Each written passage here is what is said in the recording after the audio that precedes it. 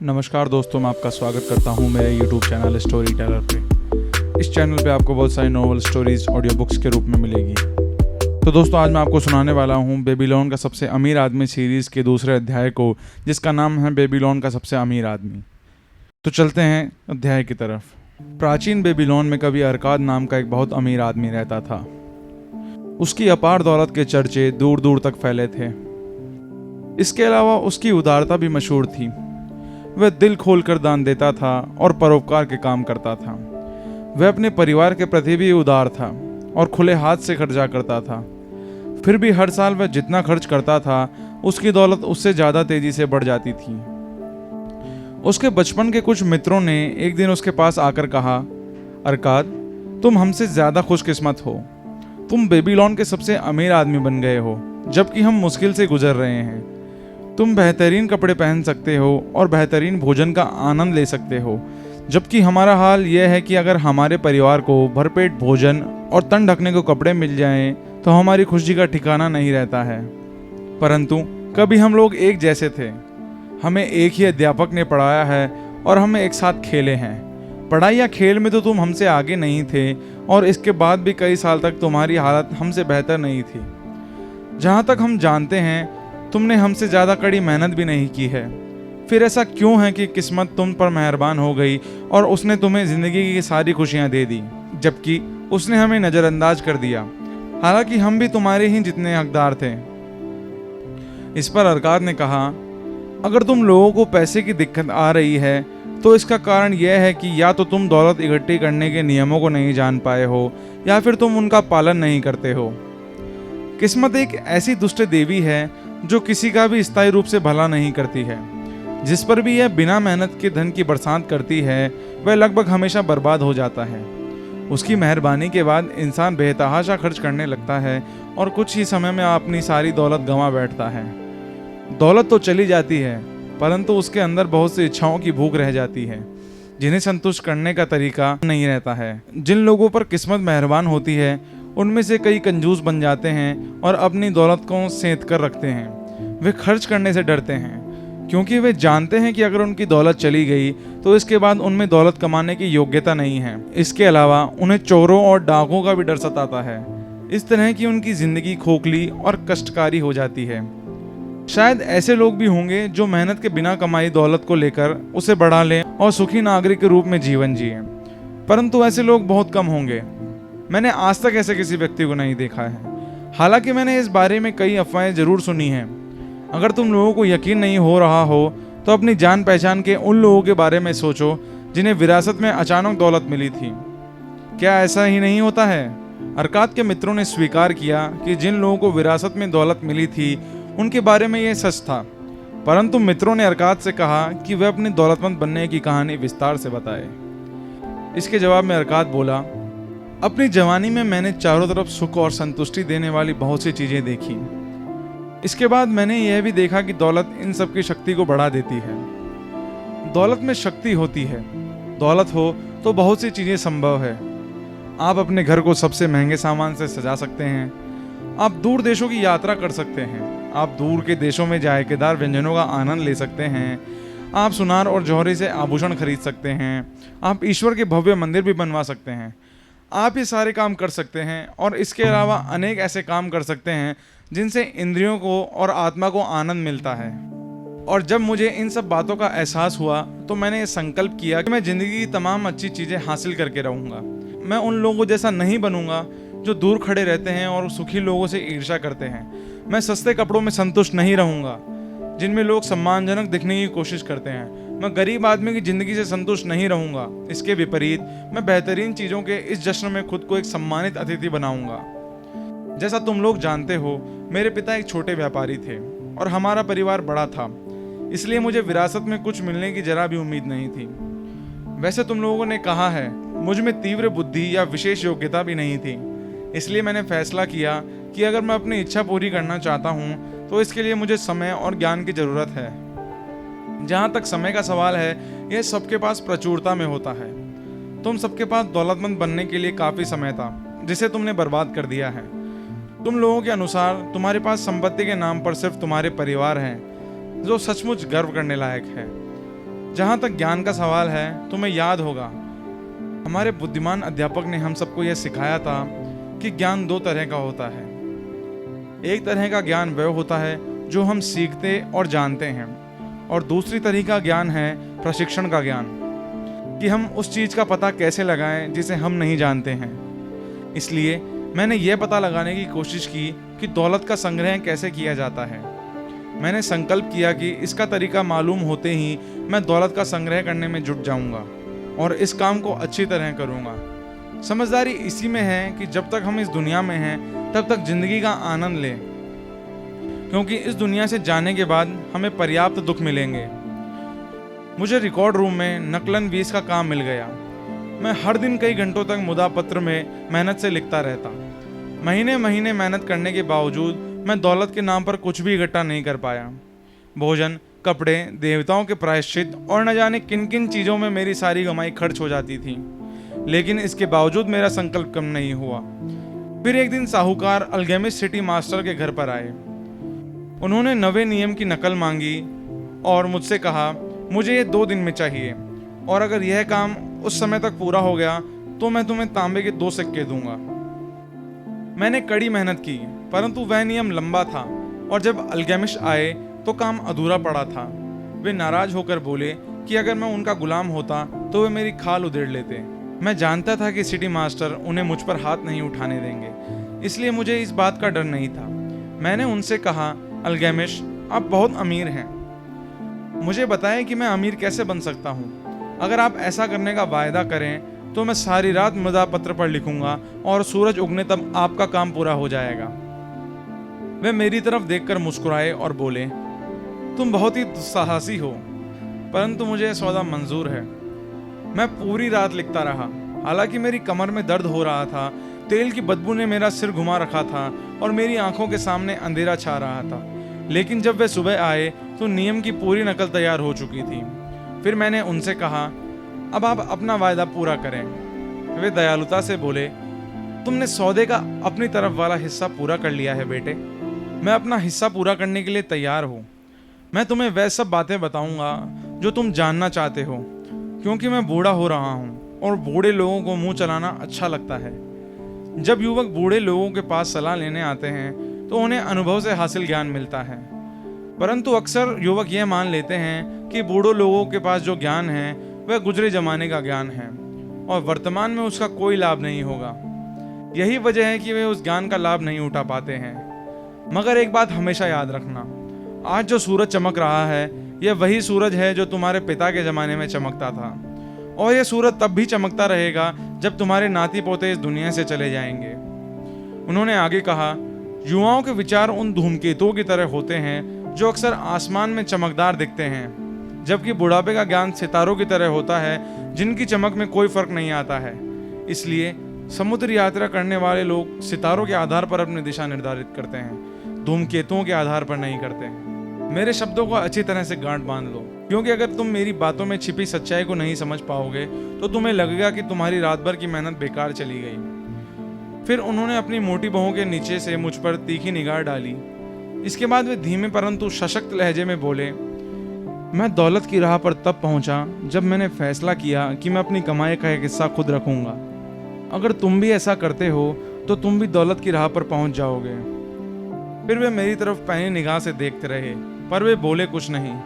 मैंने पूछा, बस इतना ही? उन्होंने जवाब दिया, भेड़ चराने वाले किशोर को साहूकार में बदलने के लिए बस इतना ही काफ़ी था। मैंने पूछा, परंतु मैं जितना कमाता हूँ वह सब मैं ही तो रखता हूँ, क्या यह सच नहीं है? उन्होंने कहा, बिल्कुल नहीं है। क्या तुम दर्जी को पैसे नहीं देते हो? क्या तुम मोची को पैसे नहीं देते हो? क्या तुम भोजन पर खर्च नहीं करते हो? क्या तुम बेबीलोन में बिना खर्च किए जिंदा रह सकते हो? तुम्हारी पिछले महीने की कमाई कहाँ है? पिछले साल की कमाई? मूर्ख, तुम बाकी सबको पैसे देते हो परंतु खुद को नहीं देते हो। बेवकूफ़, तुम अपने लिए नहीं दूसरों के लिए मेहनत करते हो। इससे अच्छा तो यह है कि तुम गुलाम बन जाओ और मालिक तुम्हारी मेहनत के बदले तुम्हें खाने और पहनने को कपड़े दे दे। अगर तुम अपनी कमाई का 10वां हिस्सा अपने पास रखोगे तो तुम्हारे पास 10 साल में कितनी दौलत जमा हो जाएगी। मेरा गणित ठीक ठाक था, इसलिए मैंने तत्काल जवाब दिया, मेरी 1 साल की आमदनी के बराबर। वे बोले, तुम्हारी बात आधी सच है। देखो, तुम जो भी स्वर्ण मुद्रा बचाते हो वह तुम्हारी गुलाम बनकर तुम्हारे लिए काम करती है। ये स्वर्ण मुद्रा जितने भी तांबे के सिक्के कमाती है वह सब इसकी संतानें हैं और वे भी तुम्हारे लिए धन कमा सकते हैं। अगर तुम दौलतमंद बनना चाहते हो तो तुम्हें अपनी बचत का निवेश करना चाहिए ताकि तुम्हारी बचत और इसकी संतानें धन कमाएं तथा तुम्हें तुम्हारी मनचाही दौलत प्रदान करें। उन्होंने आगे कहा, तुम्हें शायद ये लग रहा होगा कि मैं तुम्हारी रात भर की मेहनत के बदले में तुम्हें गलत सलाह दे रहा हूँ, परंतु यकीन करो मैं तुम्हें 1000 गुना ज्यादा भुगतान कर रहा हूँ, बशर्ते तुम्हें मेरी बात के पीछे छिपी सच्चाई को समझने की बुद्धि हो। अपनी कमाई का एक हिस्सा खुद रखो, चाहे तुम्हारी कमाई कितनी ही कम क्यों ना हो। तुम्हें इसके 10वें हिस्से यानी 10% से कम नहीं बचाना चाहिए। तुम इससे जितना ज्यादा बचा सकते हो बचा लो। सबसे पहले खुद को भुगतान करो। बची हुई कमाई से अपना घर खर्च चलाओ। दर्जी और मोची से इतना सामान मत खरीदो कि तुम अपनी बची हुई आमदनी में से उनका भुगतान न कर पाओ। इसके अलावा तुम्हें अपनी बची हुई कमाई से ही भोजन, परोपकार और ईश्वर के प्रायश्चित के लिए भी खर्च करना होगा। पेड़ की तरह ही दौलत भी एक छोटे से बीज से उगती है। तुम्हारे द्वारा बचाया गया तांबे का पहला सिक्का वह बीज है जिससे तुम्हारी दौलत का पेड़ उगेगा। जितनी जल्दी तुम ये बीज बो दोगे पेड़ उतनी ही जल्दी उगेगा। तुम जितनी निष्ठा और निरंतरता से उस पेड़ में अपनी बचत का पानी सींचोगे उतनी ही जल्दी तुम उसकी छाया के नीचे आराम कर सकते हो। यह कहकर उन्होंने अपने मृदा पत्र उठाए और चले गए। मैंने उनकी सलाह पर काफी समय तक विचार किया और वह मुझे तर्कपूर्ण लगी, इसलिए मैंने उस पर अमल करने का फैसला किया। जब भी मैं कुछ कमाता था तो तांबे के 10 सिक्कों में से एक निकालकर अलग रख देता था। और अजीब बात यह थी कि मुझे खर्च चलाने में पहले से ज्यादा दिक्कत नहीं हुई। मुझे कोई फर्क महसूस नहीं हुआ और मैं अपनी आमदनी के 10वें हिस्से के बिना ही गुजारा करने लगा। धीरे धीरे मेरी बचत का आकार बढ़ने लगा। अपनी बढ़ती बचत को देखकर मेरा मन ललचा जाता था और मैं इसे खर्च करके व्यापारियों से वे अच्छी चीजें खरीदना चाहता था जो ऊंटों और जहाजों से फिनिशियंस के देशों से आती है। परंतु मैंने समझदारी से काम लिया और ऐसा नहीं किया। अल्गेमिश दोबारा आए और उन्होंने मुझसे पूछा, बेटे तुमने पिछले साल जितना कमाया है क्या तुमने उसका कम से कम 10वां हिस्सा अपने पास बचाया है? मैंने गर्व से जवाब दिया, हाँ मैंने ऐसा किया है। उन्होंने मुस्कुराकर कहा, यह तो बहुत अच्छी बात है। और तुमने उस पैसे का क्या किया? मैंने इसे ईंट बनाने वाले अजमर को दे दिया, जिसने मुझसे कहा कि वह दूर देशों की यात्रा करने जा रहा है और वह टायर से मेरे लिए फिनिशियंस के दुर्लभ रत्न खरीद लाएगा। उसके लौटने के बाद हम उन रत्नों की ज्यादा कीमत पर बेचकर मुनाफा कमाएंगे और मुनाफे को आपस में बांट लेंगे। वह गुर्राकर बोले, हर मूर्ख अपनी गलती से ही सीखता है। परंतु तुमने रत्नों के बारे में ईंट बनाने वाले पर भरोसा क्यों किया? क्या तुम ब्रेड बनाने वाले से ज्योतिष की भविष्यवाणी पूछ सकते हो? नहीं, अगर तुम में जरा भी बुद्धि है तो तुम इसके लिए ज्योतिष के पास जाते हो। तुम्हारी पूरी बचत अब चली गई है बेटे। तुमने अपनी दौलत के पेड़ को जड़ से उखाड़ कर फेंक दिया है, परंतु तुम इसे दोबारा बो सकते हो। दोबारा कोशिश करो और अगली बार अगर रत्नों के बारे में सलाह जाननी हो तो जौहरी के पास जाना। अगर तुम्हें भेड़ों के बारे में सच्चाई जाननी हो तो गडरी के पास जाना। सलाह एक ऐसी चीज है जिसे लोग मुफ्त में बांटते हैं, परंतु इसके बारे में सतर्क रहने की जरूरत है। वही सलाह मानो जो योग्य है। जो व्यक्ति अपनी बचत के बारे में अनुभवहीन व्यक्तियों से सलाह लेता है वह गलत सलाह के कारण अपनी बचत गंवा देता है। इतना कहकर वह चले गए और जैसा उन्होंने कहा था वैसा ही हुआ, क्योंकि बदमाश फिनिशियंस ने अजमर को रत्नों की तरह दिखने वाले कांच के सस्ते टुकड़े पकड़ा दिए। परंतु जैसा अल्गेमिश ने मुझसे कहा था, मैंने दोबारा अपनी कमाई का 10वां हिस्सा बचाया। अब मेरी बचत करने की आदत पड़ चुकी थी, इसलिए काम मुश्किल नहीं था। 1 साल बाद अल्गेमिश फिर से नकल-वीसों के कमरे में आए और मुझसे पूछने लगे, हमारी पिछली मुलाकात के बाद तुमने कितनी तरक्की कर ली है? मैंने जवाब दिया, मैंने खुद को भुगतान किया है और अपनी आमदनी का 10वां हिस्सा बचाया है। मैंने अपनी बचत ढाल बनाने वाले अगर को कांसा खरीदने के लिए दे दी है। वह मुझे हर चौथे महीने ब्याज देता है। यह तुमने अच्छा किया, परंतु यह तो बताओ कि तुम उस ब्याज का क्या करते हो? मैं उससे बेहतरीन जश्न मनाता हूँ। मैं शहद, बेहतरीन शराब और केक का लुत्फ उठाता हूँ।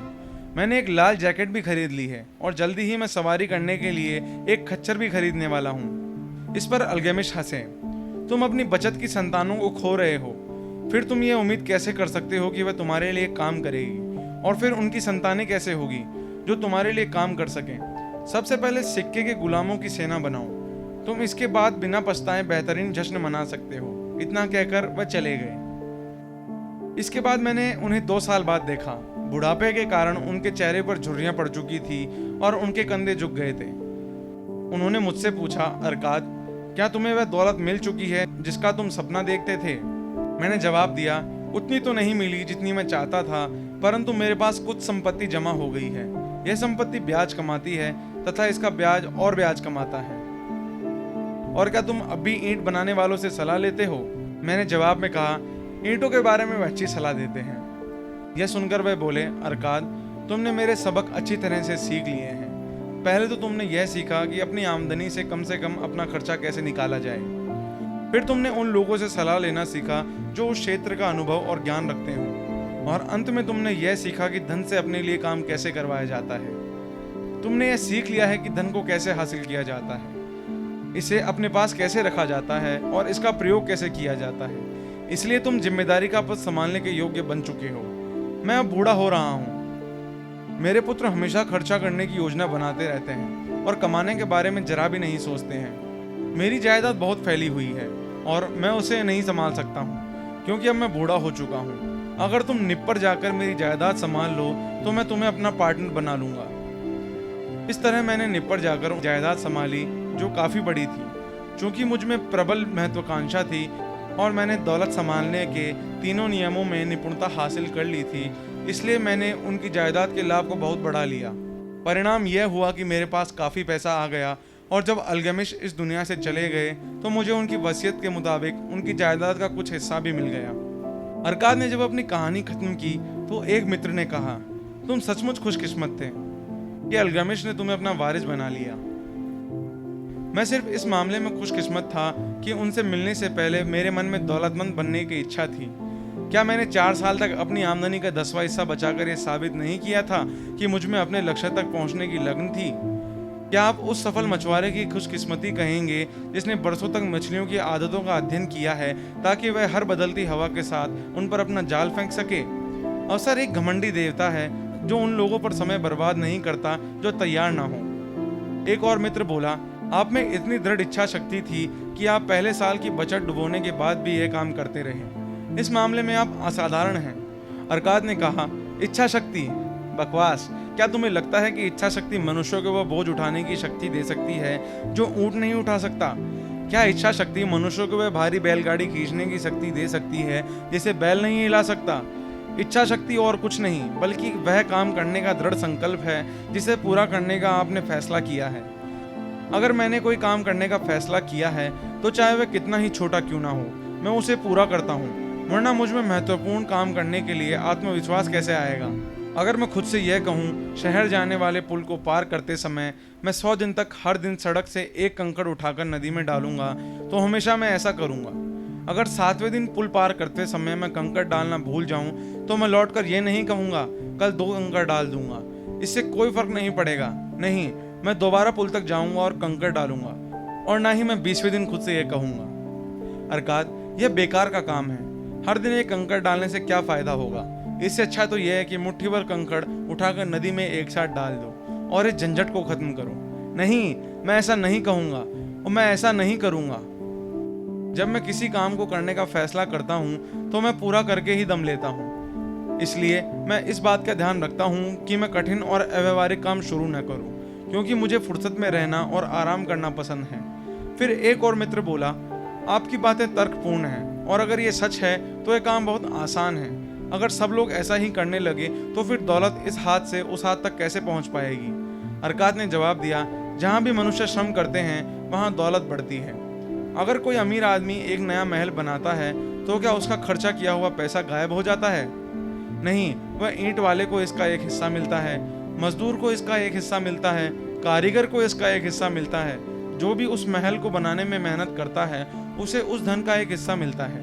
और जब महल बनकर तैयार हो जाता है तो क्या यह इसकी लागत जितना मूल्यवान नहीं होता है? क्या महल बनने के कारण उस भूमि का मूल्य नहीं बढ़ जाता है जिस पर यह बना है? और क्या महल बनने के कारण इसके पास वाली भूमि की कीमत भी नहीं बढ़ जाती है? दौलत जादुई तरीके से बढ़ती है। कोई भी व्यक्ति इसकी सीमा की भविष्यवाणी नहीं कर सकता। फिनिशियंस के समुद्री जहाज दूसरे देशों के व्यापार से जो धन कमाकर लाते हैं, क्या उस धन से उन्होंने वीरान समुद्री तटों पर बड़े शहर नहीं बना लिए हैं? एक और मित्र ने पूछा, तो फिर आप हमें अमीर बनने के लिए क्या करने की सलाह देते हैं? हमारे बहुत साल बर्बाद हो चुके हैं, हमारी जवानी चली गई है और हमारे पास बचत के नाम पर कुछ भी नहीं है। मैं सलाह देता हूं कि आप अल्केमिस्ट की समझदारी से सीख लें और खुद से कहें, मैं जितना कमाऊंगा उसका एक हिस्सा खुद रखूंगा। इस वाक्य को सुबह उठते समय दोहराएं, इसे दोपहर में दोहराएं, इसे रात में दोहराएं, इसे हर दिन हर घंटे दोहराएं। आप खुद से तब तक यह कहते रहें जब तक कि ये शब्द आसमान में आग के अक्षरों की तरह साफ नजर न आने लगे। अपने मन पर इस विचार की मोहर लगा दें, अपने मस्तिष्क में इस विचार को बढ़ लें, फिर आमदनी का जितना हिस्सा तर्क संगत लगता हो उतना बचाएं। आपकी यह बचत आपकी आमदनी के 10वें हिस्से यानी 10% से कम नहीं होनी चाहिए। फिर इसके हिस्से को अलग रख दें। अगर आवश्यकता हो तो अपने बाकी खर्च कम कर दें, परंतु सबसे पहले 10वें हिस्से को अलग रख दें। जल्द ही आप खुद को एक ऐसे खजाने के स्वामी पाएंगे जिस पर सिर्फ आपका हक होगा। इससे आपको बहुत सुख मिलेगा। जब आपका खजाना बढ़ेगा तो इससे आपको प्रेरणा मिलेगी। जिंदगी का नया आनंद आपको रोमांचित करेगा। फिर आप ज़्यादा कमाने के लिए ज़्यादा कोशिश करेंगे, क्योंकि आपकी आमदनी जितनी बढ़ेगी तो आपकी बचत भी उतनी ही बढ़ेगी। इसके बाद अपने खजाने से अपने लिए काम करवाना सीखें। इसे अपना गुलाम बनाएं। इसकी संतानों और उनकी संतानों की संतानों को अपने लिए काम करवाएं। भविष्य की आमदनी सुनिश्चित कर लें। बूढ़े लोगों को देखें और ये याद रखें कि किसी दिन आपकी गिनती भी इन्हीं लोगों में होगी। इसलिए अपने खजाने का निवेश बहुत सावधानी से करें ताकि आप इसे गंवा ना दें। बदले में बहुत ज़्यादा मुनाफा वह धोखेबाज जल परी है जो अपने मधुर गीत से असावधान व्यक्ति को मोहित करके चट्टानों की ओर आकर्षित करती है, जहां वह नुकसान और पश्चाताप की चट्टानों में टकराकर ध्वस्त हो जाता है। इस बात की व्यवस्था भी कर लें, अगर देवता आपको अपने पास बुला लें तो आपके परिवार पर आर्थिक संकट ना आए। समय समय पर बीमे का थोड़ा भुगतान करने से ऐसी सुरक्षित व्यवस्था करना संभव है। इसलिए समझदार व्यक्ति ऐसे समझदारीपूर्ण उद्देश्य के लिए धन खर्च करने में देरी नहीं करता है। बुद्धिमान लोगों से सलाह लें। धन संबंधी काम करने वालों लोगों से सलाह लें। वे आपको उस तरह की गलती से बचा लेंगे जो मैंने अपने धन को ईंट बनाने वाले अजमर के हवाले करते समय की थी। कम परंतु सुरक्षित लाभ जोखिम लेने से बेहतर है। जब तक आप इस दुनिया में हैं, इसका आनंद लें। अपनी क्षमता से ज़्यादा मेहनत न करें। बहुत ज़्यादा धन बचाने की कोशिश भी ना करें। अगर आप अपनी आमदनी के 10वें हिस्से को आराम से बचा सकते हैं तो इतना धन बचाकर ही संतुष्ट रहें। इसके अलावा अपनी आमदनी के हिसाब से ज़िंदगी गुजारें। बहुत ज़्यादा कंजूस न बने, न ही खर्च करने से डरें। ज़िंदगी बहुत अच्छी है और ज़िंदगी में ऐसी बहुत सी चीज़ें हैं जिनका आनंद लिया जाना चाहिए। अरकाद के मित्रों ने उसे धन्यवाद देकर उससे विदा ली। लौटते समय कुछ मित्र तो खामोश थे क्योंकि उनमें कल्पना शक्ति नहीं थी और वे अरकाद की बातों का पूरा मतलब नहीं समझ पाए थे। कुछ आलोचना कर रहे थे क्योंकि वे सब सोच रहे थे कि इतने अमीर आदमी को अपनी दौलत का कुछ हिस्सा अपने गरीब दोस्तों में बांट देना चाहिए। परंतु कुछ की आंखों में एक नई चमक थी। वे जानते थे कि अल्केमिस्ट हर बार नकलन विषयों के कमरे में लौटता था क्योंकि वह अरकाद को अंधकार से निकलकर प्रकाश की ओर जाते देख रहा था। जब अरकाद को ज्ञान का प्रकाश मिल गया तो एक अवसर, एक पद उसका इंतजार कर रहा था। कोई भी उस जगह को नहीं बढ़ सकता था जब तक वह अपने ज्ञान को बढ़ा ना ले और अवसर के लिए तैयार ना हो। बाद वाले लोग कई सालों तक अरकाद से बार बार मिलने गए, जिसने खुशी से उनका स्वागत किया। उसने उन्हें काफ़ी समझदारी भरी सलाह दी, जैसे अनुभवी लोग हमेशा खुशी खुशी करते हैं, और उसने उनकी बचत के निवेश में काफ़ी मदद भी की ताकि उन्हें सुरक्षित ब्याज मिल सके और उनका मूलधन सुरक्षित रहे, या वे ऐसे निवेशों में ना उलझ जाएं जिनसे उन्हें कोई लाभ ना हो। इन लोगों की जिंदगी में बदलाव का क्षण उस दिन आया जब उन्हें उस सत्य का एहसास हुआ जो अल्केमिस्ट से अरकाद ने और अरकाद से उन्होंने सीखा था। तो दोस्तों, आज के अध्याय के लिए इतना ही। आशा करता हूँ आपको यह अध्याय पसंद आया होगा। अध्याय पसंद आया तो चैनल को सब्सक्राइब करें, वीडियो को लाइक करें, शेयर करें और कमेंट करके बताएं कि आपको यह अध्याय कैसा लगा और आप अगला अध्याय सुनना कब पसंद करेंगे। तो मिलते हैं ऐसी किसी अगली कहानी में, तब तक के लिए धन्यवाद।